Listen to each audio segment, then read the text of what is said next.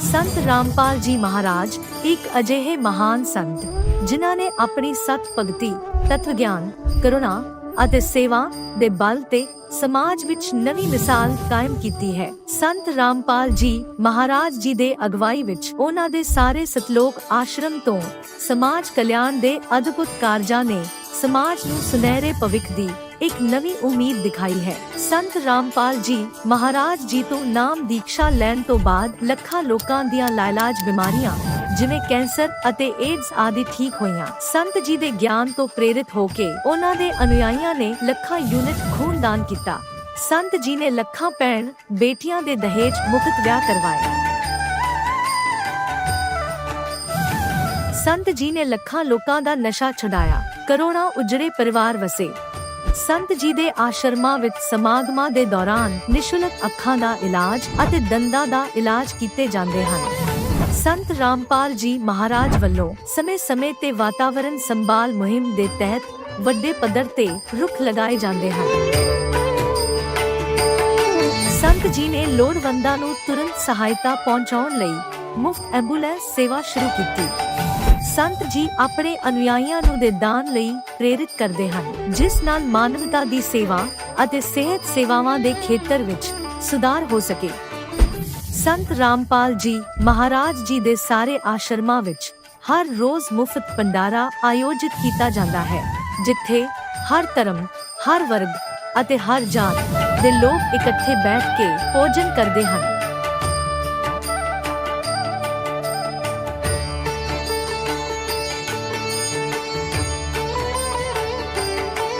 ਸੰਤ ਰਾਮਪਾਲ ਜੀ ਮਹਾਰਾਜ ਦੇ ਆਸ਼ਰਮਾਂ ਵਿੱਚ ਹਜ਼ਾਰਾਂ ਬਜ਼ੁਰਗਾਂ ਨੂੰ ਸਨਮਾਨ ਅਤੇ ਪਿਆਰ ਨਾਲ ਜੀਵਨ ਜਿਉਣ ਦਾ ਮੌਕਾ ਮਿਲਦਾ ਹੈ। ਉਹਨਾਂ ਦੇ ਖਾਣ, ਰਹਿਣ ਅਤੇ ਸਿਹਤ ਦੀ ਪੂਰੀ ਜ਼ਿੰਮੇਵਾਰੀ ਸੰਤ ਰਾਮਪਾਲ ਜੀ ਮਹਾਰਾਜ ਚੱਕਦੇ ਹਨ। ਅਨਾਥ ਬੱਚਿਆਂ ਲਈ ਸੰਤ ਰਾਮਪਾਲ ਜੀ ਮਹਾਰਾਜ ਦੇ ਸਾਰੇ ਆਸ਼ਰਮ ਕਿਸੇ ਵਰਦਾਨ ਤੋਂ ਘੱਟ ਨਹੀਂ ਹਨ। ਇੱਥੇ ਉਹਨਾਂ ਨੂੰ ਪੜ੍ਹਾਈ, ਸੰਸਕਾਰ ਅਤੇ ਭਵਿੱਖ ਲਈ ਬਿਹਤਰ ਮੌਕੇ ਪ੍ਰਦਾਨ ਕੀਤੇ ਜਾਂਦੇ ਹਨ। ਚਾਹੇ ਹੜ੍ਹ ਹੋਵੇ, ਭੂਚਾਲ ਹੋਵੇ ਜਾਂ ਮਹਾਮਾਰੀ, ਸੰਤ ਰਾਮਪਾਲ ਜੀ ਮਹਾਰਾਜ ਅਤੇ ਉਹਨਾਂ ਦੇ ਅਨੁਯਾਈ ਲੋੜਵੰਦਾਂ ਲਈ ਸਭ ਤੋਂ ਅੱਗੇ ਖੜੇ ਰਹਿੰਦੇ ਹਨ। ਕੋਵਿਡ ਮਹਾਮਾਰੀ ਦੇ ਦੌਰਾਨ ਸੰਤ ਰਾਮਪਾਲ ਜੀ ਮਹਾਰਾਜ ਦੇ ਆਸ਼ਰਮਾਂ ਤੋਂ ਕਰੋੜਾਂ ਲੋਕਾਂ ਲਈ ਖਾਣਾ, ਦਵਾਈਆਂ ਅਤੇ ਜੀਵਨ ਰੱਖਿਅਕ ਸਮੱਗਰੀ ਉਪਲਬਧ ਕਰਵਾਈ ਗਈ। ਚਾਹੇ ਗਰੀਬਾਂ ਦੀ ਮਦਦ ਹੋਵੇ ਜਾਂ ਸ਼ੋਸ਼ਿਤ ਅਤੇ ਪੀੜਿਤ ਵਰਗ ਦੇ ਹੱਕਾਂ ਅਤੇ ਸਨਮਾਨ ਦੀ ਲੜਾਈ, ਸੰਤ ਰਾਮਪਾਲ ਜੀ ਮਹਾਰਾਜ ਨੇ ਹਮੇਸ਼ਾ ਹੀ ਉਹਨਾਂ ਦੀ ਦਬੀ ਆਵਾਜ਼ ਨੂੰ ਸਰਕਾਰਾਂ ਤੱਕ ਪਹੁੰਚਾਇਆ ਹੈ ਅਤੇ ਉਹਨਾਂ ਨੂੰ ਉਚਿਤ ਨਿਆਂ ਦਿਵਾਉਣ ਵਿੱਚ ਅਹਿਮ ਭੂਮਿਕਾ ਨਿਭਾਈ ਹੈ। ਸਮਾਜ ਵਿੱਚ ਅਧਿਆਤਮਿਕ ਅਤੇ ਸਮਾਜਿਕ ਮੁੱਲਾਂ ਪ੍ਰਤੀ ਜਾਗਰੂਕਤਾ ਲਿਆਉਣ ਲਈ ਸੰਤ ਰਾਮਪਾਲ ਜੀ ਮਹਾਰਾਜ ਹਰ ਕਦਮ ਤੇ ਮਾਨਵਤਾ ਦੇ ਸੱਚੇ ਸੇਵਕ ਸਾਬਤ ਹੋਏ ਹਨ। ਸੰਤ ਰਾਮਪਾਲ ਜੀ ਮਹਾਰਾਜ ਦਾ ਜੀਵਨ ਸਾਨੂੰ ਸਿਖਾਉਂਦਾ ਹੈ ਕਿ ਸੱਚੀ ਸੇਵਾ ਉਹੀ ਸੇਵਾ ਹੈ ਜੋ ਨਿਸਵਾਰਥ ਭਾਵ ਨਾਲ ਕੀਤੀ ਜਾਵੇ। ਆਓ ਅਸੀਂ ਵੀ ਇਸ ਸੇਵਾ ਦੇ ਮਹਾਨ ਕਾਰਜ ਵਿੱਚ ਇਸ ਮਹਾਨ ਸੰਤ ਨਾਲ ਜੁੜੀਏ ਅਤੇ ਸੰਤ ਰਾਮਪਾਲ ਜੀ ਮਹਾਰਾਜ ਤੋਂ ਨਾਮ ਉਪਦੇਸ਼ ਲੈ ਕੇ ਆਪਣੇ ਜੀਵਨ ਨੂੰ ਧਨ ਬਣਾਈਏ।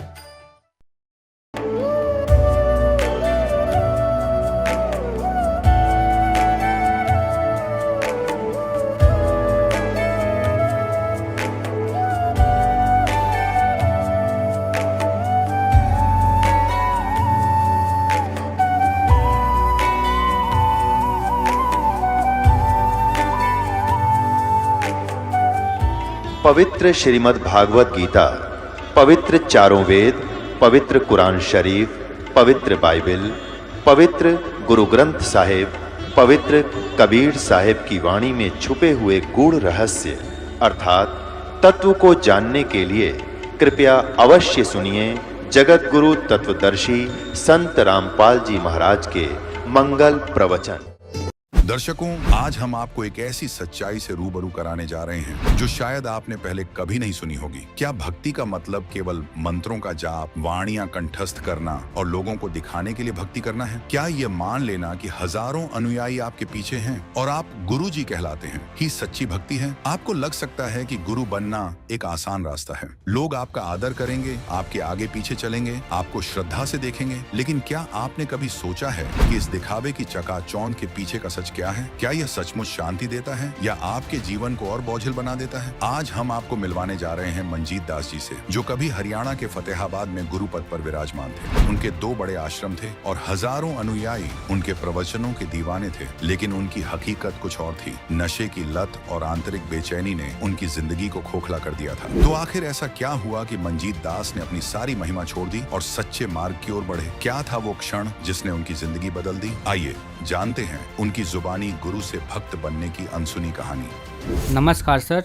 नमस्कार सर जी। सर क्या नाम है आपका? दास का नाम मंजीत दास, गांव रत्ताखेड़ा, तहसील टोहाना, जिला फतेहाबाद से हूँ। दास मंजीत दास जी संत रामपाल जी महाराज जी से आप कब जुड़े? परमात्मा की दया से दास ने नाम दीक्षा 4 जनवरी 2017 को ली। मंजीत दास जी संत रामपाल जी महाराज जी से नाम उपदेश लेने से पहले आपने क्या क्या भक्ति साधनाएं की? परमात्मा संत रामपाल जी महाराज से जुड़ने से पहले मैं गुरु नानक देव जी के लड़के हुए हैं श्री चंद बड़े वाले, उनके द्वारा चलाया हुआ पंथ है उदासीन पंथ। उस पंथ से मैं दीक्षित था और उनकी द्वारा बताई गई साधना जो भी है वो मैं करता था बचपन से। पहले मेरे पिताजी हैं वो वहीं रहते थे, वहीं सेवा करते थे दिन रात, और उनकी वजह से मेरा जन्म हुआ। जब बाद में मेरे पिताजी की शादी उसके बाद मेरा जन्म हुआ तो दास बहुत बीमार रहता था। तो बीमार होने के कारण दास को मेरे पिताजी वहाँ संत के पास लेके गए, जो गांव में आश्रम था संत टहल दास जी का, वहीं लेकर गए और वहीं मेरी ट्रीटमेंट हुआ। उन्होंने जो भी दीक्षा वो बताते थे, जो भी विभूति दे देनी, कोई भी दवाई देते थे, उन्होंने मेरा ट्रीटमेंट किया और मैं परमात्मा की दया से, वैसे दया तो परमात्मा की हुई है, और मैं ठीक हो गया। मेरे पिताजी ने सोचा कि ये पहले तो मरा हुआ था, डॉक्टर ने जवाब दिया था कि नहीं बचेगा, ये बीमार बहुत है, बचपन से ही कमज़ोर बहुत था मैं। और मेरे पिताजी ने वहीं दे दिया कि अब ये तो पहले तो मरने वाला ही था, अगर मर जाता तो वो कहीं कहीं रहता है। वो परमात्मा की दया से, आपकी दया से, जो पहले गुरु से, उनको बोले कि आप इसी को यहीं पे रख लो और आप ही संभालो, आपको जो कुछ करना है इनका, ये आपको दान में दे दिया हमने। तो मेरे पहले वाले गुरु थे जो संत टहल दास जी, उन्होंने मेरी परवरिश की है। मैं 1995 के अंदर वहीं से रह रहा हूँ और 2017 तक वहीं रहा हूँ। जब मैं 2 साल का था वहीं दे दिया था, और मेरे पिताजी कुछ समय बाद, जब मेरी उम्र 5 साल की हुई, उन्होंने आत्महत्या कर ली थी। वहाँ सेवा भी करते थे लेकिन वो मानसिक परेशान रहते थे बहुत ज़्यादा। वहाँ भी सेवा भी करते लेकिन भक्ति से उनको राम नहीं था कोई भी। मुझे तो बाद में पता लगा कि वो ऐसे मुझे तो पता नहीं था कुछ भी, क्योंकि जो पहले गुरु थे उन्हीं को मैं सब कुछ मान रहा था। मुझे तो बाद में पता लगा कि आपके पिताजी ने आत्महत्या कर ली थी, सल्फास की गोली खा ली थी। वो मानसिक परेशान रहते घर से भी, लेकिन मेरे मन में ऐसे विचार नहीं आते थे।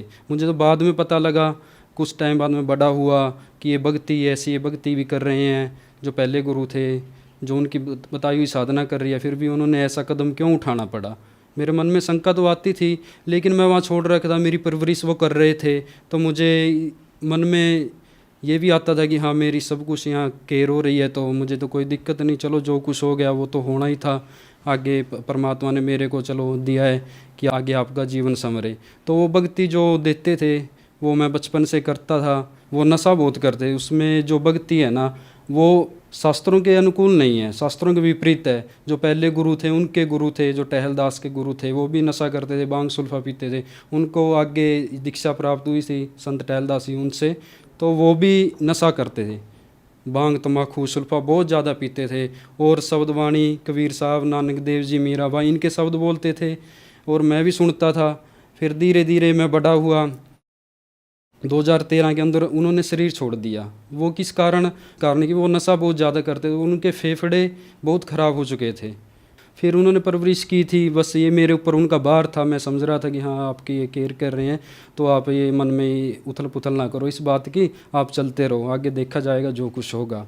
तो मैं उन्होंने भक्ति दी। वो जो संगत आती थी ना, वो कहते थे कि आपके बाद हमारा कौन है। फिर वो जो पहले गुरु थे संत टहलदास जी, उनको बोलते थे आपके बाद हमारा कौन है। तो वो कहते थे कि यही है आपका जो कुछ है आगे, जो मेरे जाने के बाद बीमार थे जब वो यही बोलते थे कि मेरे ही बाद यही है आपका जो कुछ है, यही है आगे के बाद आपका गुरु। 5000 के लगभग वहाँ शिष्य थे, आते जाते थे, भंडारे होते थे वहाँ पे। और उनके चलाए हुए 2 आश्रम थे, वो मेरे नाम ही कर दिए थे उन्होंने कि आगे से यही है, इसका मालिक जो है पंजाब में है, अहमदगढ़ के पास है, मलेरकोटला के पास है, वहाँ दलेर गांव है, उसके अंदर भी है 2 एकड़ में बना हुआ है आश्रम, और गांव में भी है, हमारे गांव में रत्ता खेड़ा में। दोनों मेरे अंडर में आ गए थे और शिष्य मेरे को पूजने लगे थे, मेरे पैरे हाथ लगाने लगे थे कि आप ही जो कुछ हो।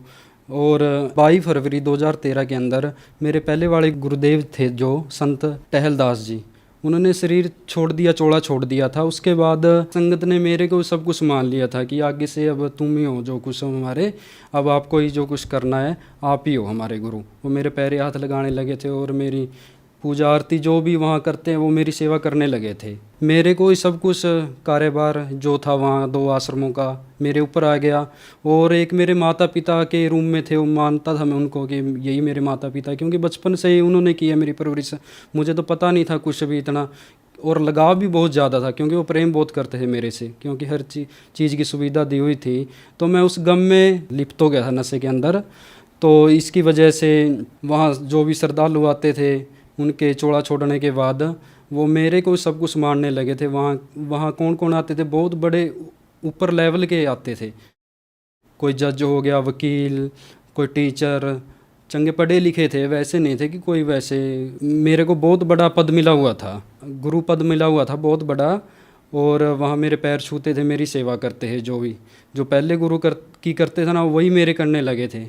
जो पहले गुरु थे संत टहलदास जी की सेवा करते थे वैसे ही मेरी करने लगे थे वो, और मेरे से ही जो कुछ है मेरे पैर दबाने और मेरे से शंका समाधान करवाते कि हमारे ये दिक्कत है, ये है। मैं उनको बोल देता था कि परमात्मा ठीक करेंगे। उसकी वजह से मेरी भक्ति का नाश होने लग गया था, मुझे महसूस होने लग गया था। और मेरा शरीर है वीकनेस हो गया था, शरीर बहुत ख़राब हो चुका था, मेरा रंग काला पड़ गया था।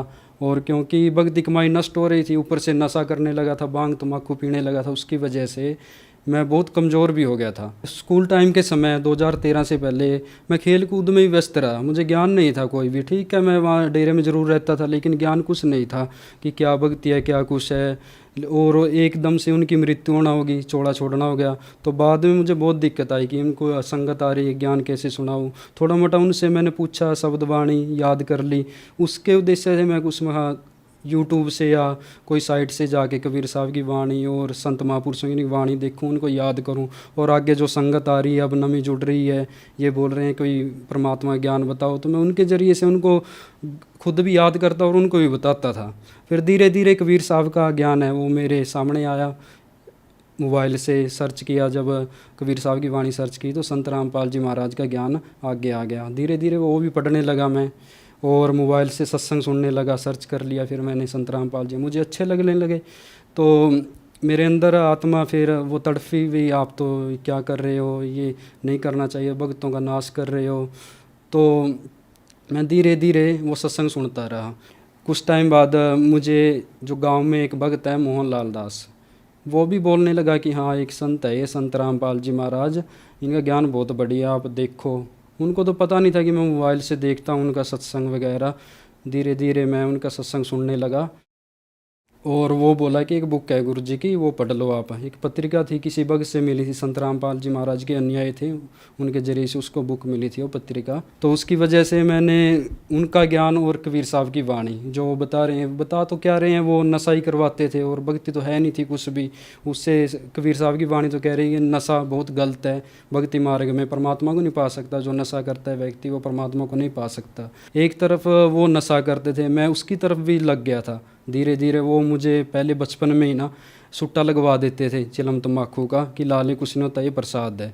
तो उस टाइम में मैं 1-2 लगा लेता था, फिर धीरे धीरे मेरे अंदर रचने लगा वो नशा भी। मेरी आत्मा अंदर से मतलब उस चीज़ को स्वीकार नहीं कर रही थी कि ये जो आप कर रहे हो ये सही है, क्योंकि कबीर साहब का ज्ञान का भी पता लगने लग गया था कि ये सही है और ये गलत है। तो मेरी आत्मा स्वीकार नहीं कर रही थी, मेरी आत्मा अंदर से तड़प रही थी कि हाँ हमने सच्ची भक्ति करनी है, आप ये गलत मार्ग पे चल चुके हो और आगे भक्तों का भी नाश कर रहे हो, जो जुड़ रहे हो वहाँ आ रहे थे उनको भी, क्योंकि उनको यही शिक्षा दे रहा था कि पियो भांग सुल्फा तम्बाकू, कोई दिक्कत नहीं, परमात्मा प्राप्ति मिल जाएगी, आप पे गुरु करेगा, आप करो ये।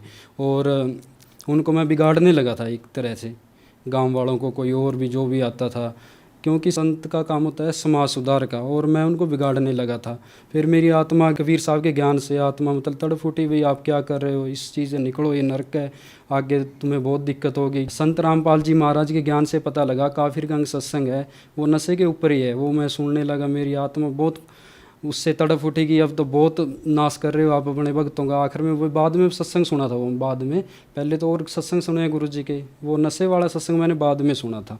फिर तो मेरी आत्मा और भी तड़प गई कि आप बहुत नाश कर रहे हो इनका, तो इनका सुधार कैसे हो। तो मैंने क्या किया, मैंने ये तो है नहीं था मन में आया कि तू नाम ले ले, नाम तो मैंने बाद में आया मन में, ये सोचा कि इनका सुधार कैसे किया जाए। तो मैंने वहाँ जो नशा करते हैं वो बंद करवा दिया, खुद भी बंद कर दिया और जो संगत आती है उनको भी बंद करवा दिया। जो वहाँ तम्बाकू बांग सुल्फा जो भी था बाहर फेंकवा दिया, नदी के अंदर बहा दिया कि आगे से हाँ संत रामपाल जी महाराज बता रहे हैं ज्ञान, मैं यही लागू करूँगा। लेकिन मुझे ये तो पता नहीं था कि वक्त गुरु होता है वो एक ही होता है, सतगुरु होता है एक ही होता है, एक टाइम में वही पार करेगा, बाकी जो अन्य गुरु हैं वो परमात्मा की तरफ से उनको अधिकार नहीं मिला हुआ था। जो पहले गुरु थे संत टहलदास जी, उनसे मुझे यही ज्ञान प्राप्त हुआ था कि ये मंत्र जाप करो, सोहंग सतनाम महाराज, बस यही मंत्र थे उनके, कोई और नहीं था। और संगत को ये बोलते थे गुरु अपने आप पार कर देगा, आप बस ये कुछ मर्यादाएं इनका ध्यान रखना, झूठ नहीं बोलना,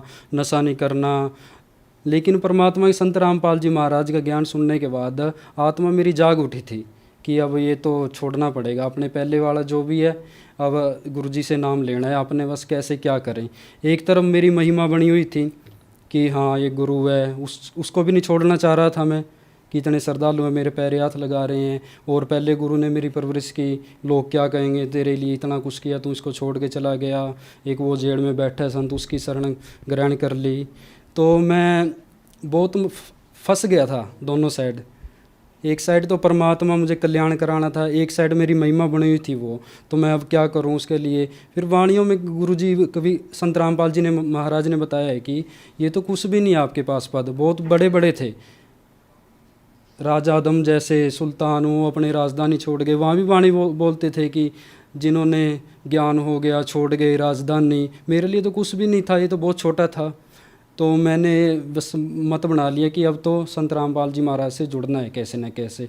और वहाँ श्रद्धालु आते थे, उनको भी मैं बोलता था कि ये संत रामपाल जी महाराज इनका ज्ञान सुनो आप, और आप भी इनसे दीक्षित हो। लेकिन वो विरोध करते थे कि वो तो जेल में हैं, क्योंकि वहाँ आते थे वो नशा करते थे, वो भी आदी हो चुके थे उस चीज़ के। तो उनको बस ठीक है, वो लगा हुआ था, बैल लग गया था कि अब ये छोड़ना पड़ेगा, अगर इनकी उसमें शरण में चले गए तो वो चीज़ छोड़ना नहीं चाह रहे थे। तो मुझे तो कल्याण करवाना था, ज्ञान हो गया था गुरु जी का, उनकी आत्मा नहीं जागी, सुनाया तो ज़रूर उनको ज्ञान, लेकिन नहीं मानने वो। तो मैंने तो बस विचार बना लिया कि अब इनसे जुड़ना है कैसे ना कैसे।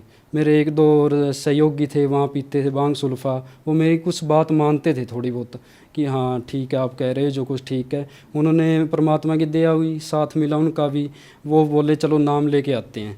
फिर मैं गांव से था भगत, 4-5 भगत और थे, और नाम ले आए। और नाम लेने के लिए भी कैसे निकले, मुझे डर था कि अगर मैं यहाँ रह गया, किसी को बता दिया कि हाँ मैं तो इनसे नाम दीक्षा लूँगा, तो मेरे को आने भी नहीं देते। तो मैं चुपके से सुबह उठ के, उनको बताया नहीं, चुपके से निकल गया। और किसी भगत से पता चला कि जींद के अंदर, नामदान के अंदर है नज़दीक गांव में, एक भगत जी थे बख्शीश दास, उनसे पता चला कि नज़दीक है आपके, जींद नामदान के अंदर है, वहाँ जाना पड़ेगा। तो मैं उनको लेके सुबह ही ट्रेन से निकल गया और संत रामपाल जी महाराज जी से नाम दीक्षा प्राप्त की। सर, जो सुख सुविधाएं आप छोड़ करके आए हुए हैं, उन सभी को पाने के लिए लोग दिन रात एक कर देते हैं, इतना यश, इतनी धन दौलत, आपके पास बहुत सारी सुविधाएं थीं, इन सब सुविधाओं को छोड़ करके आज आप एक सिंपल जीवन जी रहे हैं, साधारण जीवन जी रहे हैं। तो सर ये कैसे संभव हुआ? देखो, आम साधारण इंसान है ना, कोई भी है ऐसी महिमा जिसको मिल जाते हैं ना, उसके लिए बहुत मुश्किल हो जाता है। मेरे 2 डेरे थे और श्रद्धालु थे 5,000 के लगभग, और वहाँ आके मेरी सेवा करते। बहुत मुश्किल होता है निकलना इस जाल से। ये दया परमात्मा ही करते हैं। कोई पीछे की भक्ति लगा लो मेरी, पिछले जन्मों की कोई परमात्मा ने मुझे प्रेरणा की उस जाल से निकालने के लिए, जो वो गड्ढा था उससे निकाला गुरु जी ने। ये परमात्मा की दया होती है। और गुरु जी का, परमात्मा का, संत रामपाल जी महाराज का ज्ञान ही ऐसा है कि आत्मा विभोर उठती है कि अब निकलो इस जाल से, जो आप कर रहे हैं ना बहुत गलत है ये, और आगे आपका कल्याण नहीं होगा और लक 84 जून में आपको जाना पड़ेगा। ये परमात्मा संत रामपाल जी महाराज के ज्ञान से ही हमें प्राप्त हुआ। सर अगर बात की जाए लाभ की, तो जो भी श्रद्धालु संत रामपाल जी महाराज जी से जुड़ते हैं उनको अनेकों लाभ प्राप्त होते हैं। क्या आपके भी कुछ ऐसे अनुभव हैं? संत रामपाल जी महाराज की शरण में जुड़ने के बाद मुझे पहले तो प्रथम लाभ तो ये हुआ कि मुझे परमात्मा की जानकारी मिली, आध्यात्मिक ज्ञान हुआ। दूसरा ये कि मैं नशा बहुत करता था, नशे से छुटकारा दिलवाया गुरु जी ने, ज्ञान के जरिए ज्ञान करवाए कि नशे से क्या नुकसान है। और पहले जो मेरे पिताजी से लेके चलो कि यार देखो मेरे पिताजी वहाँ कितनी सेवा करते थे वो, और नशा भी करते थे वो, और उनको कितना नुकसान हुआ। मेरे मन में ये उठता था कि हाँ ये भक्ति भी कर रहे हैं, उनको ये क्या दिक्कत आ गई। और आगे वो जो श्रद्धालु वहाँ आते थे मैं उनको आशीर्वाद देने लगा, और उनसे लाभ भी मिलते थे। उनको मैं आशीर्वाद देता था, उनको लाभ भी मिलते थे। और मैं खुद बहुत बीमार रहने लगा था, मैं कमज़ोर हो गया था, और मुझे नज़ले की बहुत ज़्यादा दिक्कत थी। मेरे 12 महीने नज़ला रहता था, कभी ठीक नहीं होता था, गर्मी हो या सर्दी हो, 12 महीने नज़ला रहता था, जुकाम बहुत, और पानी टपकता रहता था। नाम लेने के बाद गुरुजी से ये भी परमात्मा ने इस बीमारी से मुझे निजात दिलाई। अब मेरे कभी भी कितनी भी ठंड हो, मैं ऐसे ही सोता रहता हूँ बिना रजाई से कई बार तो, लेकिन पहले नहीं सोया जाता, बहुत ठंड लगती थी मुझे तो। अब तो बहुत गर्मी, परमात्मा बढ़िया शरीर बना दिया। अब हर एक कोई भी मौसम है उसके ज़रिए से मेरा ठीक रहता है, कोई जुकाम की दिक्कत नहीं, कोई बीमारी की दिक्कत नहीं। परमात्मा ने बहुत दया की है, बीमारियों से भी परमात्मा ने बचा के रखा है दास को। कोई पैसे की भी कोई दिक्कत नहीं है दास को, कहीं भी आता जाता हूँ कोई दिक्कत नहीं है परमात्मा की दया से।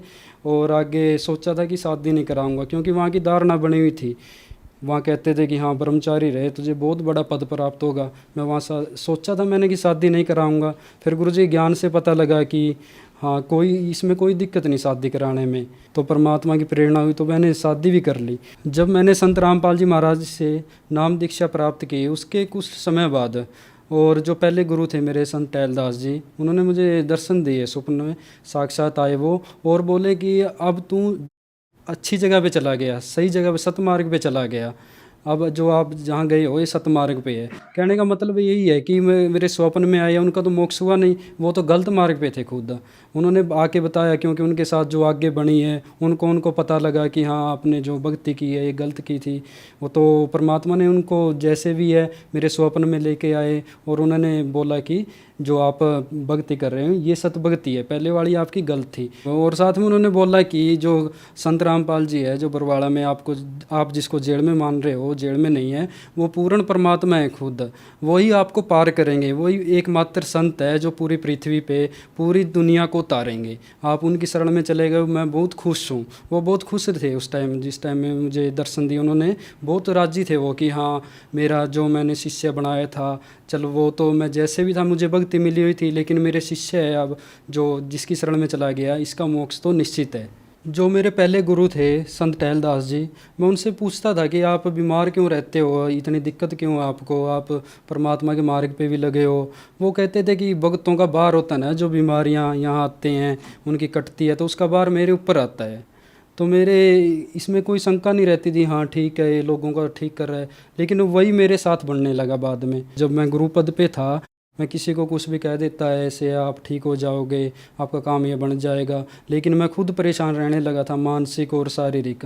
लेकिन लोगों को नहीं पता, वहाँ श्रद्धालु आते हैं कि मैं कितना बीमार हूँ, ऊपर से दिखने में मैं फिरता दिखता था कि मैं हाँ ठीक हूँ, लेकिन मेरी अंदर से बहुत मैं टूट चुका था अंदर से बीमारियों के कारण। जो भी है मेरे गुरुजी कहते हैं कि आप भक्ति करोगे तो काम क्रोध मोह लोभ अहंकार इनसे भी निजात पाओगे, लेकिन ये चीज़ें मिटती नहीं वहाँ पे। वहाँ नशा करते हो, भक्ति करते हो, जो भी शास्त्रों के विपरीत, तो ये बुराइयां भी ना, इनसे भी नहीं दूर रहा जा सकता। ये तो संत रामपाल जी महाराज की शरण में आने से ही कोई भी बुराई है, काम क्रोध मोह लोभ अहंकार, परमात्मा इनको डिले कर देते हैं, इनको कमज़ोर कर देते हैं, दिक्कतें नहीं आती आगे आपको। वहाँ भी काम से भी मन में विचार, गंदे विचार आते थे वहाँ पे। आजकल देख लो जो संतों के साथ बना हुआ है, वो ऊंचे ऊंचे पदों पे बैठे हैं, लेकिन उन किस किस कर्मों में जा रहे हैं, वो गलत कर्मों में जा रहे हैं। किसी पे दुष्कर्म का आरोप लगाए, बलात्कार का आरोप लगाए। दास के साथ भी यही बनता, अगर बड़ा हो जाता धीरे धीरे, क्योंकि शादी नहीं हुई थी, ब्रह्मचारी था, तो आगे दिक्कतें आती, मेरे को भी दिक्कतें आती, पता नहीं क्या हो जाता। परमात्मा ने उस नरक से भी मेरे को निकाल लिया, आगे पता नहीं क्या होता मेरे साथ। इसलिए कोई भी है भगत जो कहता है कि मैं ब्रह्मचारी हूँ, देखो ये काम क्रोध मोह आपके नष्ट नहीं होंगे। इनसे बचने के लिए गुरुजी संत रामपाल जी महाराज का ज्ञान है ना, जो सतनाम देते हैं गुरुजी, प्रथम मंत्र की दीक्षा के बाद में सतनाम, गुरुजी 3 बार में नाम दीक्षा देते हैं संत रामपाल जी महाराज। उनसे ये चीज़ नॉर्मलाइज हो जाते हैं। कोई भी काम क्रोध मोह लोभ अहंकार, ये इनसे परमात्मा दया करते हैं, ठीक हो जाते हैं। लेकिन जो आप भक्ति कर रहे हो, पहले जो करते थे हम, उससे ये चीज़ें कंट्रोल नहीं होती थी। सर अंतिम सवाल आपसे, जो श्रद्धालु आज आपको टीवी पर देख रहे हैं वो भी संत रामपाल जी महाराज जी से जुड़ना चाहते हैं, तो कैसे जुड़ सकते हैं? परमात्मा ने आज के समय में बहुत दया कर रखी है। सत्संग आते हैं गुरुजी के 14-15 टीवी चैनल है, अंतर्राष्ट्रीय जो टीवी चैनल, उन पे सत्संग चलता है गुरुजी के। वो सत्संग सुनो और परमात्मा के नीचे पट्टी दी हुई है, उससे मतलब अगर ज्ञान समझ में आ जाओ, पहले तो ज्ञान समझो गुरुजी का। ये नहीं कहते कि गुरुजी हमारे की नाम लो, आप पहले ज्ञान समझो। 1 महीना 2 महीना, मैंने भी 6 महीने बुक पढ़ी गुरुजी की, ज्ञान गंगा मिली थी, जो वहाँ श्रद्धालु आता था। एक भगत जी हैं, उसका नाम गुरमीत है, वो वहाँ आता था, 18-19 की एज है उसकी, और उनसे मुझे ज्ञान गंगा बुक मिली। आपको भी कहीं भी ज्ञान गंगा बुक मिलती है गुरुजी की, कहीं से भी कोई भगत देता है, तो आप उसको वैसे गिराओ मत, उसको पढ़ो एक बार। और परमात्मा ने बहुत दया कर रखी है, जो नंबर नीचे स्लाइड होते हैं, सत्संग चलते हैं, उसमें नंबरों को SMS करो, कॉल करो, आपको घर बैठे बुक मिल जाएगी जो मेरे को प्राप्त हुई थी। उसको आप समझो, ज्ञान को समझो और परमात्मा से जुड़ो। सर बहुत बहुत धन्यवाद आपका। सच साहिब जी। अब जगत गुरु तत्वदर्शी संत रामपाल जी महाराज जी के सत्संग के माध्यम से उस अद्वितीय आध्यात्मिक ज्ञान के बारे में जानते हैं, जिसके माध्यम से आप भी प्राप्त कर सकते हैं ऐसे आध्यात्मिक, मानसिक और भौतिक सुख जो अभी तक आपने सिर्फ मीराबाई, ध्रुव, प्रहलाद जैसे कुछ ही भक्तों की जीवन कथा में सुने होंगे। अब सुनिए तत्वदर्शी संत के संग शास्त्र अनुकूल भक्ति सत्संग, ऐसा अद्वितीय आध्यात्मिक ज्ञान जिसका है सर्वधर्मों के पवित्र शास्त्रों में प्रमाण। अब सेठ ने सोचा भाई अच्छा भूत चिपका। उसने अपने नौकरों से कहा 2-3 दिन के बाद कि यूं कह दो कि सेठ जी मर गया। अब नौकरों ने जाके कह दिया भाई ब्राह्मण, ए विप्र जी, हमारे सेठ का देहांत हो गया, बड़ी बुरी हुई, थक कर आए थे, सफर वहां आए थे, ऐसे ऐसे अस्वस्थ हो गए, मर गए होते। परमात्मा बोले भाई कोई बात ना, हमारा यजमान था, अब तो लकड़ी दिलाकर ही जाऊंगा। अब ऐसे थोड़ा जाऊंगा, उसको तो लकड़ी दिलाकर ही जाऊंगा। अब उन्होंने बता दिया सेठ को कि भाई ऐसे ऐसे वो तो यूं कहे है, लकड़ी दिलाकर ही जाऊंगा। सेठ ने कहा तुम यूं करो, मेरी अर्थी तैयार करो और लकड़ियां ढोना शुरू कर दो। अब उनके नौकरों ने 5-7 लगे, वो लकड़ी ढोने लग गए। अब इतना बड़ा सेठ मर जा तो सारा काम न इकट्ठा हो जा, पूरक बना रहे हो। तो 5-7 नौकरा थे, बड़ा लकड़ी इकट्ठी करवा ली और अपनी अर्थी उठवा के चल पड़ा। परमात्मा ने बिठा लिया ऐसा मोटा लकड़, अर्जा दरिया उसकी छाती पे, वो लुटा दिया था चता के ऊपर। और वो नू कह था आगे आग ना लाइयो, कदे आग ला दो, पता था तुम कर दे, गलती कर दे, कोई और राजा काम करे, वो मर गया था, आगे हम लगा दे। तो परमात्मा ने कहा कि भाई सेठ जी तो जीत्या, मैं आ रहा, पर भाई ये आत्मघात ना करे, हमने माफ कर दिया, तेरा टका हम नहीं लेंगे आज के बाद, तू उठ ले, चल मरे मत। बोला सचमुच? कहा सचमुच। जब उठ लिया, नौकरों से बोला सारे लकड़ उठाओ, चलो वापस। पीछे छोटे मोटे भी पड़े थे ना, वो भी अपनी डाल के धोती में और सारे उठा के लाया, इतना कंजूस था। और दान करे नहीं। अब परमात्मा को पता था मेरी प्यारी आत्मा इसमें डूब कर मरेगा, इस माया इसने लेकर डूबेगी। क्योंकि एक पुत्री थी, उसका ब्याह कर रखा था और संतान नहीं थी, और मूर्ख आदमी उसका ऊपर चिपका बैठा था बिना ज्ञान के। अब परमात्मा अपने बच्चे के हित के लिए पता नहीं कहते कि क्या क्या कार्य करता हूं, कैसे चरित्र करता हूं। अब क्या किया, सेठ जी अगले दिन निकले शहर सपट्टे को, क्यों कई दिन के बंद थे। सुबह सुबह फ्रेश होने के लिए दूर तक घूमने चले गए। अब क्या हुआ, जब वो शहर सपट्टे को चला गया, परमात्मा ने उस सेठ का नरसी रूप बनाया और घर पर आ गया। पहले नौकरों से कहा कि भाई वो बहु रुपया है और आज वो मेरा रूप बना का होगा, और जय यहाँ आ जा। उसने एक पहले तो प्रेम से कहना, और नहीं मानने तो उसका 2 लठ मार दियो। अब न्यू कह के भगवान तो अंदर चले गए उसके घर पे, पीछे सेठ नाड़ा ही था। नौकर खड़े लठ ले, वो बोले, उन्होंने देखा सचमुच यू आ गया भाई, वो तो वो रुपया ये आ गया। और वो आवा पर निश्चिंत हुआ, निर्भय। तो वो कहने लगे, रहे हो भगत, उड़े वहीं खड़ा हो जा, अंदर मत आजिए। तो वो कहने लगे, क्या बोल रहा तू? वो फलाने तो क्या बोल रहा है, भांग पी ली तने? तो पहचानता नहीं मैंने? अब पहचान दिया हमने, तो वही खड़ा हो जा। आज आदेश हो गए हमारे सेठ के, तने बहुत दुखी कर लिया हमारे सेठ को। कभी तो ब्राह्मण बने कहा है, कभी उसका रूप बना लिया तने आज, और आज आदेश गलत हो रहे हैं भाई, तेरे लठ मार देंगे। आगे आ गया था, उड़ा डट गया। लाला जी सोचा क्या गड़बड़ होगी भैया। तो ने पूछा कौन है, के कह रहे हो तुम्हें? कि हमारा सेठ अंदर है, अभी आया है, और उसने हमें बता दिया था कि वो आज मेरा रूप धार कर का होगा। ये तू चला जा यहाँ से, तेरी सी में खैर है। अब लाला जी था समझ गया कि बात बढ़ाना ठीक नहीं, और इसने मेरा रूप बना लिया। जाके राजा के यहाँ एप्लीकेशन दे दी कि एक ठग ने मेरा रूप बनाकर मेरी संपत्ति हड़पने की चेष्टा की है, वो मेरे घर बैठा है। अब समय का तगाजा देखकर तुरंत हाजिरी दोनों को कोर्ट में तलब कर लिया अगले ही दिन। अब सेठ जी अपना एक जो रिकॉर्ड था वो पुलिस ने काबू कर लिया, बही वगैरह दोनों इकट्ठे हो गए वहां पर कोर्ट में। तो जज ने पूछा कि भी कोई प्रमाण बताओ, ये बही हमारे पास है, इसमें कोई ऐसा लेख बता दो जिससे हम आपको पहचान समझ सकें कि आप असली और ये नकली। तो पहले उस असली जिसने एप्लीकेशन डाली थी उससे पूछा, भाई तू बता। वो कहने लगा, जी मैंने एक मकान बनाया था, उसमें इतनी कड़ी लाई थी, इसमें लिख रखी है, और लड़की का ब्याह कराया था, उसमें इतने पैसे बात के आए थे, इतने कन्यादान की, वो भी लिख रखे। अकोर मेरा याद नहीं, इसमें तो और भी बहुत भरा पड़ा है, इसमें काफी और बता।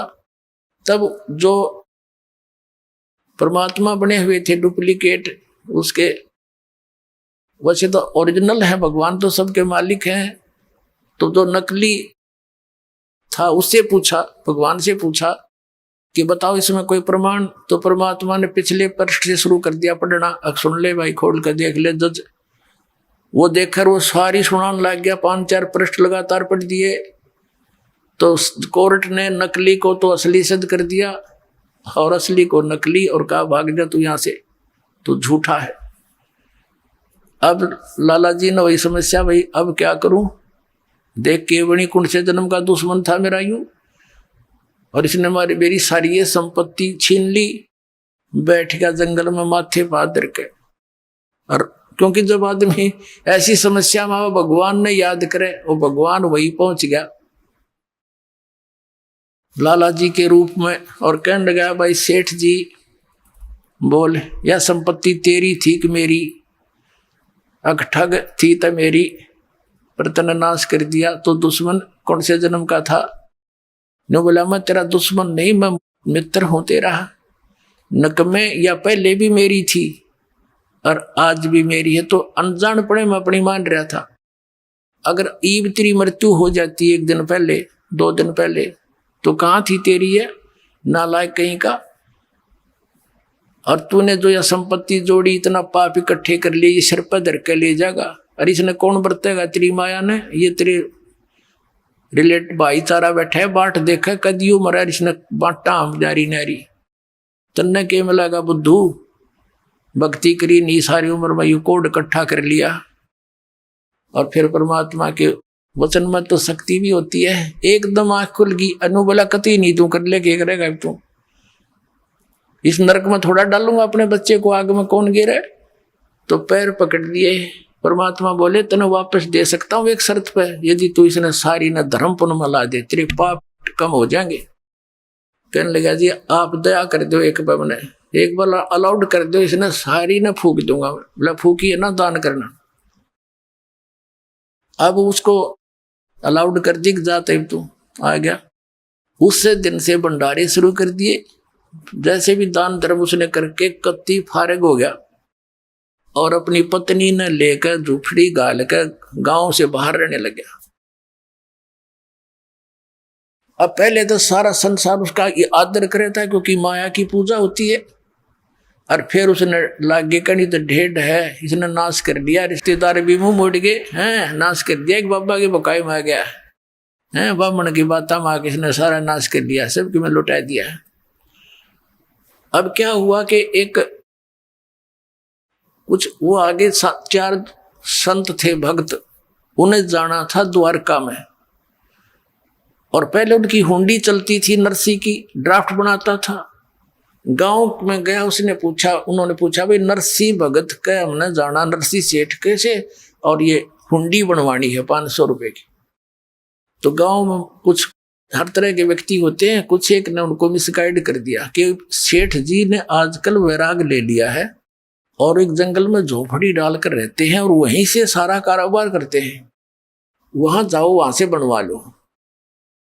अब उन्हें एक और सतर्क कर दिया था कि भाई वो नखरे कर है गणे, कई बार कहोगे जब बनाओगा। अब वो हुंडी थारी जल्दी सी बनाएगा नहीं, उसने घना धन है उसके पास और वो नखरे बहुत करता है। अब वो साधु संत चले गए और कहा नरसी कौन है, कहा जाओ भाई ये दास है नरसी के, ले सेठ जी हमारी 500 रुपये रख दिए चांदी के और हमारी हुंडी बना दे, ड्राफ्ट बना दे। नरसिंह जी ने कहा महात्माओं अब मेरे पास वो पावर नहीं रही, सरकार ने छीन ली है, मेरे पास पैसा नहीं है और आप कहीं और से बनवा लो। तो वो तो चारों कहने लगे रहे कमाल की बात है, ढूंढते ढूंढते यहाँ आए हैं और तू नखरे करता है, गांव वाले ठीक ही करे थे, तू वो पहले वाला नरसिंह नहीं रहा। अब सेठ जी ने सोचा है साधु संत को देते न श्राप दे दें, इनके वचन में शक्ति होती है, डर गया वो कहने लगा। और फिर ये सोच लिया गांव वाला ने मजाक कर रखा है, मेरी तो और ज्यादा दुर्गति हो जाएगी। कहने लगा ठीक है महात्माओं रख दो। एक कागज मंगा कर उनसे कि कागज ले आओ एक, और लिख दिया किसके नाम, क्योंकि कृष्ण का पुजारी था, सांवरा सेठ। सांवरा यानी काला, कृष्ण का अर्थ ही काला होता है, यानी सांवरिया सेठ। और कहा जाओगे तुम द्वारका, द्वारका के अंदर सांवरिया नाम का एक सेठ है, वो तुमने ये पैसे दे देगा, उसका अपना मार दी मोर, लिख दिए, साइन कर दिए, आपका दास और नरसी दास। अब वो लेकर कागज पहुंचे वहां द्वारका नगरी में। उधर से क्या किया सेठ ने, उन 500 रुपए की उसी समय खाने का भंडारे का सामान मंगाया और उसका भंडारा कर दिया। उसमें आसपास के राह चलते गांव के सब भोजन कर गए, साधु संत बुला लिए, क्यों वहां जाने में, द्वारका जाने में 1 हफ्ता लगना था। इस दौरान उन्होंने भंडारा रख दिया और सब भंडारा कर दिया, सब पैसा लगा दिया, सारा टोटली जो भी 500 का सामान आया था सब वितरित कर दिया। अब वहां उन्होंने पूछा, महात्माओं ने, भक्तों ने, संतों ने वहां सेठों से कि भी एक सांवरिया नाम का कोई सेठ है, उससे हमने पैसे लेने हैं, हुंडी अपनी कैश करानी है। वो देखा किसने बना रखी है कि नरसिंह जी ने। वो हंस रहे हैं वो सारे लाला लोग, अरे यूं तो कंगाल हो चुका है, इसका दिवाला निकल गया है, इसने तो भट्ठा बैठा लिया, लूट लिए तुम, 500 रुपये ठग लिए उस ठग ने, उसकी हुंडी नहीं चलती। अब जिसके पास जाओ वो यही जवाब दे सेठ। तो उसने सोचा भाई आदमी तो ऐसा ना लगा था, ठग तो नहीं दिखा था, वो तो मना करे था, हमने जबरदस्ती बनवाई उसने तय। तो उन्होंने दोस्त तो नहीं देखा उसमें, पर वहां कोई व्यक्ति मिला नहीं सांवर नाम का सेठ। तो नगर से बाहर जाकर बैठ के भैया की बड़ी भगवान ने परमात्मा आपको यही मंजूर होगा फिर, ऐसा सोच रहे थे। उधर नरसिंह जी की दृष्टि खुल गई थी, मालिक की दया थी। इतना दान धर्म करने के बाद तो भगवान हाथों पर रख लेता उस पुण्यात्मा को। उसने देखा साधु संतों को भगवान ने आकर पैसे दिए नहीं, हुंडी उनकी कैश नहीं करी, क्या कारण है? हमारी कोई साधना में कमी रही है क्या? उसने क्या देखा, अपनी पत्नी से पूछा कि जो 500 रुपए का सामान हम लाए थे उसमें से कुछ बचा तो नहीं है? तो उसकी पत्नी ने कहा, नरसिंह की पत्नी ने कहा कि जो रोटी बना रही थी मैं, और उन रोटियों के बनाने में एक सूखा आटा प्रयोग किया जाता है, वो थोड़ा सा बचा हुआ है, उसको हम हमारे देसी भाषा में पलोथन कहते हैं, पलोथन, कि वो थोड़ा सा आटा बचा हुआ है और तो सब वितरित कर दिया। नरसिंह ने कहा कि उसकी रोटी बना, उसने आटा गूंद कर रोटी बना दी, जैसे तैसे पानी से हाथ गीले कर करा के, और जो ही उसकी 4 रोटी बनी तो वो परमात्मा स्वयं वहां आए एक साधु रूप में। वो परम अक्षर ब्रह्म कहते हैं, 100 छल छिद्र मैं करूं अपने जन के काज। और द्वार पे आकर कहने लगे, भाई नमस्कार, राम राम।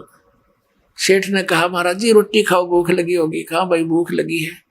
वो बैठ के वहां गली में उसके झोपड़ी खा गए और रोटी पानी के साथ 4 रोटी खा ली, खाकर चले गए।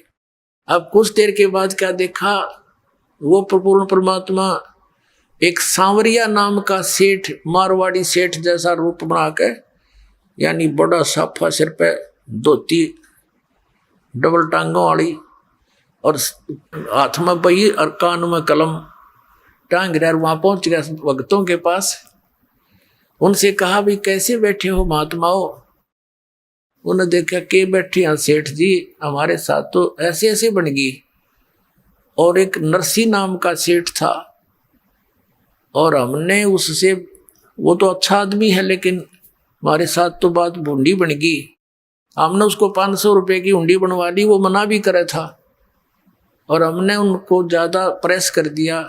उसने किस कारण से, किस प्रेशर में आके उसने लिखते दी, लेकिन यहाँ कोई सांवर नाम का सेठ नहीं है। लेकिन हमें विश्वास है उस भगत पे कि हमारे पैसे सुरक्षित पाएंगे, वहाँ रखे पाएंगे, जाके ले लेंगे। लेकिन यहाँ तो हमारा काम बिगड़ गया ही, हमने तो कोई रोटी दे नहीं।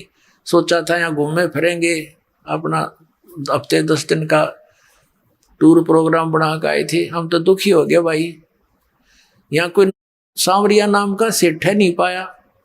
तो परमात्मा कहते हैं, अरे किसने बका दिए तुम भक्तों? मेरे भाई। बोला जी सारे द्वारकाले मना करें थे, लाला जी हले आजा वहीं चलेंगे।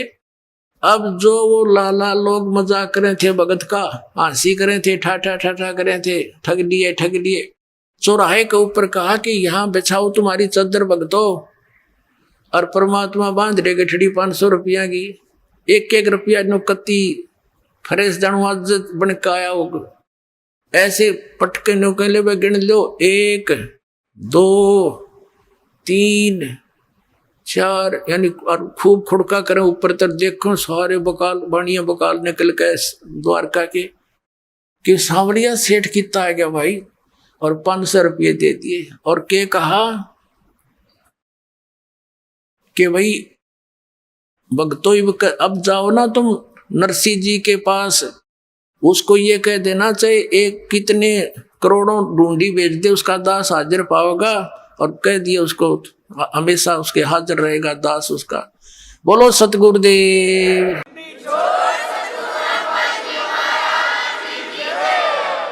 नरसिंह जी की हुंडी झाली वो सांवड़ सा कहाया, ज्योति का ब्याह भया जब भात भरण को आया। वही परमात्मा को पूर्ण ब्रह्म सबका धारण पोषण करने वाला। अभी तक जैसे हम किसी भी भगवान की भक्ति करते थे इष्ट रूप में, हम मानते थे ये कर रहे हैं, नहीं, जगत का पेखना पेखा, धनी का नाम न लेखा। ये कबीर परमात्मा हम सबको संभालता है, ऐसे ऐसे उनके दुखों का निवारण करते हैं भक्तों के कारण। वो कहते हैं, जो जन मेरी शरण में ताका हूं मैं दास, और गेल गेल लाग्या फिर जब लग धरती आकाश। बोलो सतगुरुदेव।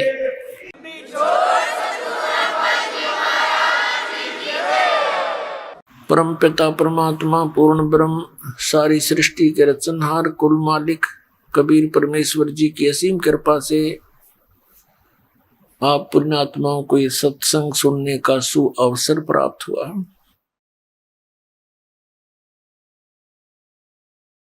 सत्संग में आने से प्राणी को ये ज्ञान होता है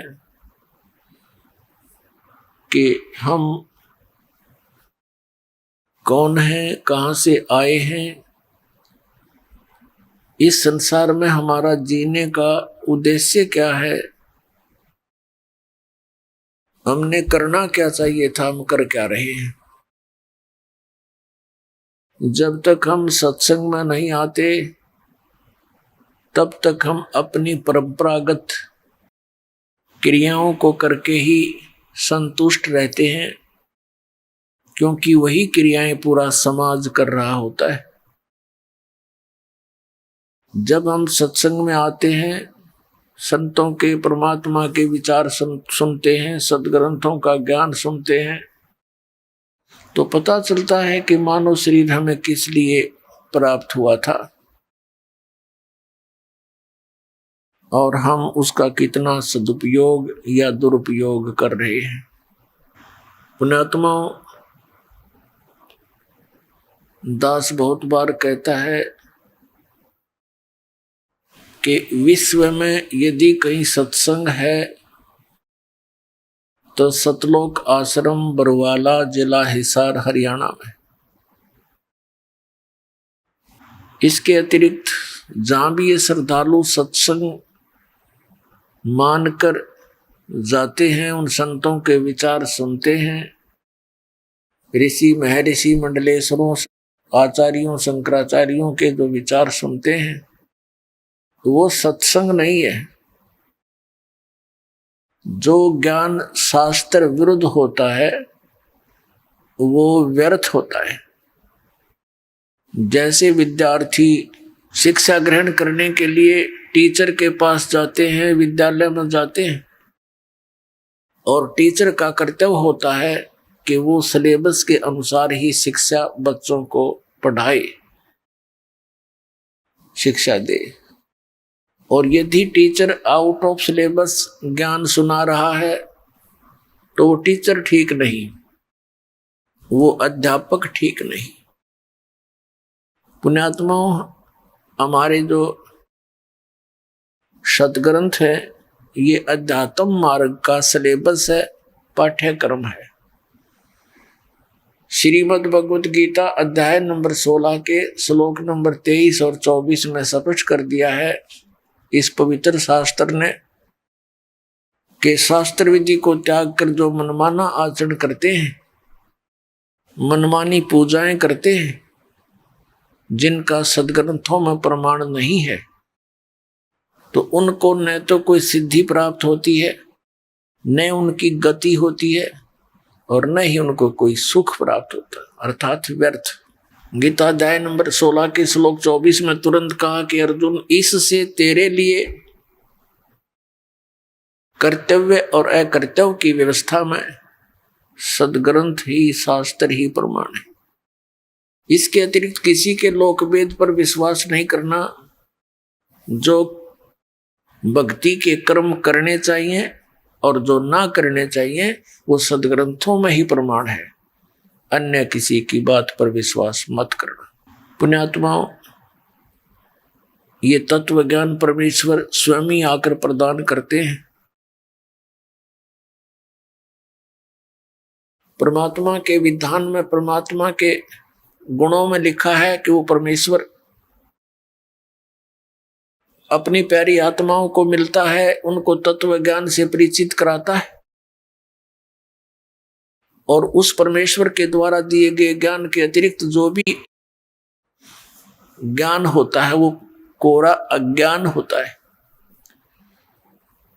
तो पुण्यात्माओं, इस दास के द्वारा वही सत्संग आपको सुनाया जाता है जो परमेश्वर ने स्वयं आकर के 600 वर्ष पूर्व काशी शहर बनारस में प्रकट होकर के अपनी प्यारी आत्माओं को सुनाया था। अपने आत्माओं, परमात्मा के विषय में जानकारी हम कहाँ से ग्रहण करते हैं और कहाँ से हमें ये ज्ञान दिया जाता रहा।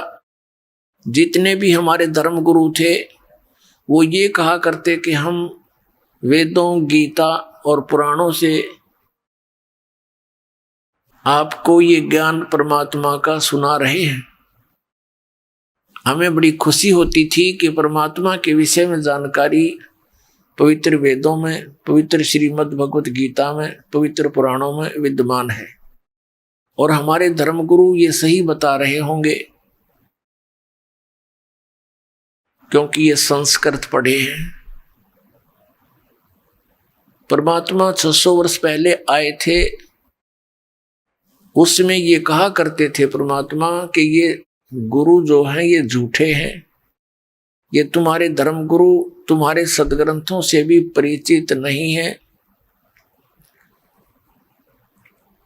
आदरणीय धर्मदास साहिब जी जो परमात्मा के शिष्य हुए, उनको सचखंड दिखाया, सतलोक लेकर गए। उससे पहले धर्मदास साहिब जी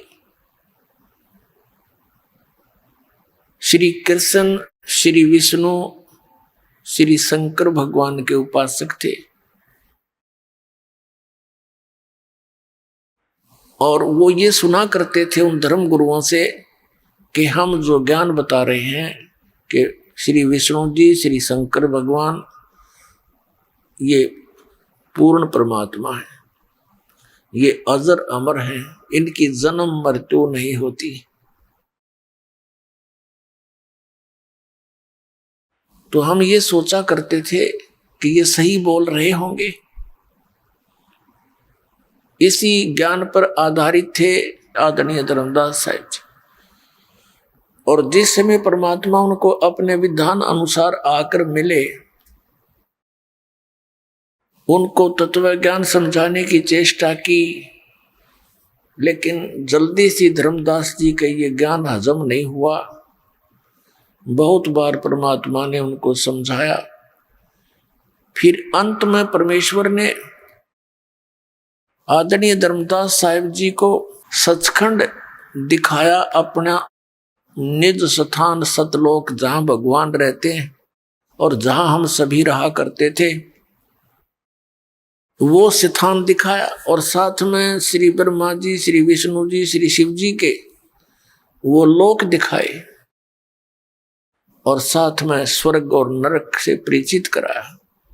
उसके साथ साथ ब्रह्मलोक में भी परमात्मा उनको लेकर गए और जहां भी भगवान परमात्मा कबीर जी जाते थे, सभी देव उनका खड़ा होकर सत्कार करते थे। फिर परमेश्वर सचखंड लेकर गए सतलोक में, वहां परमात्मा को वास्तविक रूप में देखा। कबीर जी को जब धर्मदास जी की आत्मा को परमात्मा ने वापस छोड़ा, तब धर्मदास जी ने कहा था, हे भगवान, अब आपकी कृपा से आपका दास परिचित हुआ कि आप पूर्ण परमात्मा हैं। हे भगवान, ये श्री ब्रह्मा, श्री विष्णु, श्री शिव जी, ये तो हमारे जैसे ही जीव हैं, इनकी जन्म मृत्यु होती है। उन्होंने स्वयं स्वीकारा भगवान के सामने। तो इससे सिद्ध हुआ है कि हे परमात्मा, ये वेद और ये जितने भी सदग्रंथ हैं, ये कतेब हैं यानी पुराण हैं, ये सब झूठे हैं।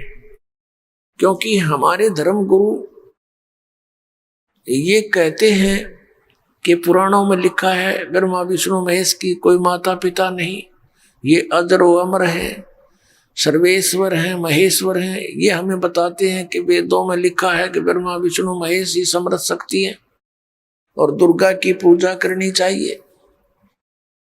ये हमें बताते हैं कि वेदों में लिखा है एकादशी का व्रत करना चाहिए। हे भगवान, इससे सिद्ध है कि परमात्मा तो आप हो, ब्रह्मा विष्णु महेश तो नासवान है, तो इससे ये सिद्ध हुआ कि ये वेद और कतेब यानी ये सब धार्मिक पुस्तकें ये झूठी है। परमेश्वर कबीर देव जी ने कहा कि नहीं, ऐसा नहीं है, ये वेद कतेब झूठे डी भाई, और झूठे हैं जो समझे नाही। झूठे तो ये तुम्हारे धर्मगुरु आचार्य, ये शंकराचार्य, ये झूठे हैं जो वेदों और पुराणों को समझा नहीं। ये परमात्मा को निराकार बताते हैं, वेद परमात्मा को साकार बताते हैं। ये श्री विष्णु से ऊपर कोई भगवान मानते नहीं, इनको अजरो अमर मानते हैं। रजगुण ब्रह्मा, सतगुण विष्णु, तमगुण शिव जी को समृद्ध शक्ति मानते हैं। इन्हीं की राम और श्री कृष्ण की पूजा करते और करवाते हैं, जबकि ये इनके जीवनी में लिखा है कि ये नासवान है। और पुराणों में भी ऐसा ही लिखा है धर्मदास। तो पुण्यात्माओं, आपको थोड़ा सा वेदों से परिचित कराते हैं। पुण्यात्माओं, ये दया करी परमेश्वर ने, आज ये वेद और गीता और पुराण हमारे लिए प्रथम कक्षा की बुक होगी। नहीं, हमारे लिए पढ़ बना हुआ था। पता नहीं वेदों में क्या लिखा है। गीता जी को हम समझ नहीं सके क्योंकि इन्होंने अनुवाद गलत कर दिए, और पुराणों के रहस्य को ये नहीं समझ सके, ना समझा सके। इस दास पर बेर करी परमेश्वर कबीर साहब ने, और ये सर्व ज्ञान आपके समक्ष परमाणु सहित दास ने रूबरू करा दिया। अब परमात्मा के गुण वेदों में लिखे हैं। वो परमात्मा क्या लीला करते हैं? वेद बताते हैं कि परमात्मा ऊपर तीसरे मुक्ति धाम में रहता है। वहां से गति करके यानी स्पीड से चलकर, बिजली जैसी गति से, विद्युत जैसी गति से चलकर आता है। और यहाँ अच्छी आत्माओं को, दृढ़ भक्तों को मिलते हैं। उनको तत्व ज्ञान से परिचित कराते हैं, उनको उपदेश देते हैं, और वो कवि की तरह आचरण करते हैं। कवियों की तरह जहां कहीं जाकर के कविता के रूप में अपनी महिमा का ज्ञान बताना शुरू कर देते हैं। अभी आपने सुने संत रामपाल जी महाराज के मंगल प्रवचन। आइए अब सुनते हैं संत रामपाल जी महाराज से नाम दीक्षा लेकर सतभक्ति करके अद्भुत लाभ प्राप्त करने वाले अनुयायी के विचार। ਸਤਿ ਸ੍ਰੀ ਅਕਾਲ ਜੀ, ਤੁਹਾਡਾ ਕੀ ਨਾਮ ਆ ਜੀ ਤੇ ਤੁਸੀਂ ਕਿੱਥੋਂ ਆਏ ਹੋ? ਸਤਿ ਸ੍ਰੀ ਅਕਾਲ ਜੀ, ਅਮਰਜੀਤ ਕੌਰ ਹੈ ਜੀ ਮੇਰਾ ਨਾਮ। ਪਿੰਡ ਬਲੋਲਪੁਰ, ਫਤਿਹਗੜ੍ਹ ਸਾਹਿਬ ਤੋਂ। ਸੰਤ ਰਾਮਪਾਲ ਜੀ ਮਹਾਰਾਜ ਜੀ ਤੋਂ ਨਾਮ ਦੀਕਸ਼ਾ ਕਿਵੇਂ ਲਈ ਸੀ? ਤੁਹਾਨੂੰ ਸੰਤ ਰਾਮਪਾਲ ਜੀ ਬਾਰੇ ਕਿਵੇਂ ਜਾਣਕਾਰੀ ਮਿਲੀ? ਦੇਖੋ ਜੀ, ਮੈਂ ਬੇਟਾ ਗਿਆ, ਮੇਰਾ ਗਿਆ ਸੀਗਾ, ਇਹਨਾਂ ਨੇ ਨਾਮ ਦੀਕਸ਼ਾ ਲਈ ਸੀ ਪਹਿਲਾਂ, ਬਾਅਦ ਵਿੱਚ 15 ਦਿਨ ਬਾਅਦ ਵਿੱਚ ਮੈਂ ਲੈ ਲਈ ਹੈ। ਸੰਤ ਰਾਮਪਾਲ ਜੀ ਮਹਾਰਾਜ ਜੀ ਤੋਂ ਤੁਹਾਡੇ ਬੇਟੇ ਨੇ ਨਾਮ ਦੀਕਸ਼ਾ ਕਿਉਂ ਲਈ ਸੀ? ਇਹ ਜੀ ਭੂਤ ਪ੍ਰੇਤਾਂ ਦਾ ਵਾਧਾ ਜ਼ਿਆਦਾ ਸੀ ਸਾਡੇ ਘਰ ਦੇ ਵਿੱਚ, ਉਹਦਾ ਕਰਕੇ ਬਹੁਤ ਪਰੇਸ਼ਾਨ ਸੀਗੇ ਅਸੀਂ, ਤੇ ਇਹਦਾ ਕਰਕੇ ਤਾਂ ਫਿਰ ਕੁਛ ਨਸ਼ੇ ਪੱਤੇ ਕਰਨ ਲੱਗ ਗਿਆ ਸੀ ਪਾਰਟੀਆਂ 'ਚ ਬੈਠ ਕੇ ਜ਼ਿਆਦਾ। ਜਦੋਂ ਤੁਹਾਡੇ ਬੇਟੇ ਨੇ ਨਾਮ ਦੀਕਸ਼ਾ ਲਈ, ਕੀ ਉਹਨੇ ਨਸ਼ੇ ਛੱਡਤੇ? ਹਾਂਜੀ, ਜਿਹਨੇ ਸਾਨੂੰ ਲਾਭ ਦਿੱਤਾ, ਨਸ਼ੇ ਛੱਡ ਤੇ, ਇਹ ਕੋਈ ਚੀਜ਼ ਨਹੀਂ ਖਾਣ ਤੋਂ ਛੱਡਦਾ ਸੀਗਾ। ਤੁਹਾਨੂੰ ਕੀ ਲਾਭ ਪ੍ਰਾਪਤ ਹੋਏ? ਮੈਨੂੰ ਜੇ ਇਹ ਪ੍ਰਾਪਤ ਹੋਇਆ, ਮੇਰੇ ਮਨਕੇ ਭਰੇ ਹੋਏ ਨੇ ਬਿਲਕੁਲ ਡਿਕਸ ਦੇ। ਡਾਕਟਰ ਕਹਿੰਦੇ ਮਾਤਾ ਅਸੀਂ ਤੇਰੇ ਧੰਨਵਾਦ ਆ, ਜਿਹੜੀ ਤੂੰ ਤੁਰੀ ਫਿਰਦੀ ਆ, ਖੜੀ ਹੋ ਜਨੇ, ਰੋਟੀ ਬਣਾ ਲੈਂਦੀ ਆ, ਵੀ ਕਿਵੇਂ ਤੂੰ ਤੁਰਦੀ ਆ, ਇਹ ਗੁਰੂ ਜੀ ਦੀ ਕਿਰਪਾ ਹੋਈ ਹੈ ਮੇਰੇ ਤੇ। ਇਹ ਜਿਹੜੀਆਂ ਤੁਸੀਂ ਇੰਨੀਆਂ ਸਾਰੀਆਂ ਰਿਪੋਰਟਾਂ ਦਿਖਾਉਣ ਲੈ ਕੇ ਆਏ ਹੋ, ਇਹ ਕਿਸ ਬਾਰੇ ਨੇ? ਇਹ ਜੀ ਇਹੀ ਆ ਬਸ, ਉਹ ਡਾਕਟਰ ਕਹਿੰਦੇ ਵੀ ਤੇਰੇ ਮਣਕੇ ਜਮਾ ਬਿਲਕੁਲ ਭਰੇ ਹੋਏ ਨੇ, ਤੂੰ ਤੁਰੀ ਕਿਵੇਂ ਫਿਰਦੀ ਆ, ਮੈਂ ਤਾਂ ਇਹ ਦਿਖਾਉਣ ਵਾਸਤੇ ਲਿਆਈ ਆ। ਅੱਛਾ, ਤੁਹਾਡਾ ਕਹਿਣਾ ਹੈਗਾ ਵੀ ਜਿਹੜੇ ਇਹ ਮਣਕਿਆਂ ਤੋਂ ਬਿਨਾਂ ਵੀ ਤੁਸੀਂ ਤੁਰ ਰਹੇ ਹੋ, ਇਹ ਸੰਤ ਰਾਮਪਾਲ ਜੀ ਮਹਾਰਾਜ ਜੀ ਦੀ ਬਦੌਲਤ ਤੁਸੀਂ? ਹਾਂ ਜੀ, ਉਹਨਾਂ ਦੀ ਕਿਰਪਾ ਹੋਈ ਹੈ ਮੇਰੇ ਤੇ। ਡਾਕਟਰ ਹੈਰਾਨ ਮੰਨਦੇ ਨੇ ਚੰਡੀਗੜ੍ਹ ਵਾਲੇ। ਜਿਵੇਂ ਕਿ ਤੁਸੀਂ ਦੱਸ ਰਹੇ ਹੋ ਵੀ ਡਾਕਟਰ ਵੀ ਹੈਰਾਨ ਨੇ, ਤੁਹਾਡੇ ਮਣਕੇ ਪੂਰੇ ਹੋਏ ਨੇ, ਫਿਰ ਵੀ ਤੁਸੀਂ ਚੱਲ ਰਹੇ ਹੋ, ਇਹ ਕਿਸ ਚੀਜ਼ ਦੀ ਬਦੌਲਤ ਹੋ ਰਿਹਾ ਹੈ? ਇਹ ਗੁਰੂ ਜੀ ਦੀ ਬਦੌਲਤ ਹੋ ਰਿਹਾ ਜੀ ਸਾਰਾ ਕੁਛ। ਗੁਰੂ ਜੀ ਤੋਂ ਤੁਹਾਡਾ ਕੀ ਭਾਵ ਹੈ? ਗੁਰੂ ਜੀ ਸਾਡੇ ਰਾਮਪਾਲ ਜੀ, ਸੰਤ ਰਾਮਪਾਲ ਜੀ ਮਹਾਰਾਜ ਨੇ ਸਾਡੇ। ਤੁਹਾਡਾ ਕਹਿਣਾ ਹੈਗਾ ਵੀ ਜੋ ਵੀ ਤੁਹਾਡੇ ਸਰੀਰਕ ਲਾਭ ਮਿਲ ਰਹੇ ਨੇ, ਤੁਸੀਂ ਬਿਨਾਂ ਮਣਕਿਆਂ ਤੋਂ ਚੱਲ ਰਹੇ ਹੋ, ਇਹ ਸੰਤ ਰਾਮਪਾਲ ਜੀ ਮਹਾਰਾਜ ਜੀ ਦੇ ਆਸ਼ੀਰਵਾਦ ਨਾਲ ਚੱਲ ਰਹੇ ਨੇ? ਨਾਲ ਚੱਲ ਰਹੇ ਹਾਂ ਜੀ। ਠੀਕ ਹੈ ਜੀ, ਧੰਨਵਾਦ ਜੀ। ਬਸ।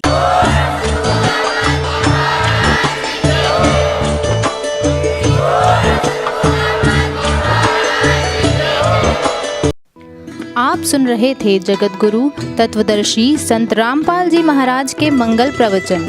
अधिक जानकारी के लिए संपर्क करें।